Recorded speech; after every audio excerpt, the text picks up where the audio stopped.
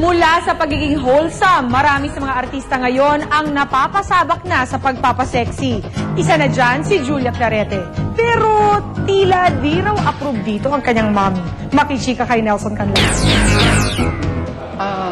Nangilid ang luha ni Julia Clarete nang ibalita niya ang kanyang pagpapaseksi sa isang glossy magazine. Kahit artistic daw ang sexy poses niya, hindi naging maganda ang reaksyon ng nanay niya na nasa Amerika.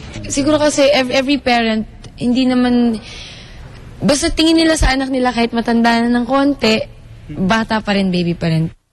Todo naman daw ang pag-i-explain ni Julia na for art's sake ang kanyang pagpapaseksi, kaya sana raw matanggap na ito ng kanyang mommy.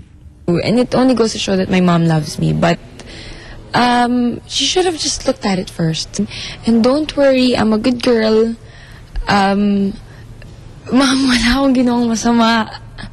Maganda raw ang pasok ng 2006 for Julia, kung nung isang taon naging matagumpay ang pagbabalik showbiz niya at nanalo pa siya sa Argentina ng isang acting award, mas lalo raw titindi ang kanyang international career ngayong taon. Tutulak siya next week papuntang Hollywood para mag-guest sa long-time running soap opera sa US na Days of Our Lives. Gagawa rin siya ng international film sa Hollywood sa February at August. Sana proud silang lahat, and sana... Pero sa kabila ng tagumpay, napapabayaan kaya ni Julia ang kanyang love life? Nun talaga kung may love life ka, talagang sasabit yung trabaho mo. Kung maganda naman yung trabaho mo, talagang sasabit yung love life kasi you can't have the best of both worlds. Nelson Canlas, updated sa Showbiz App.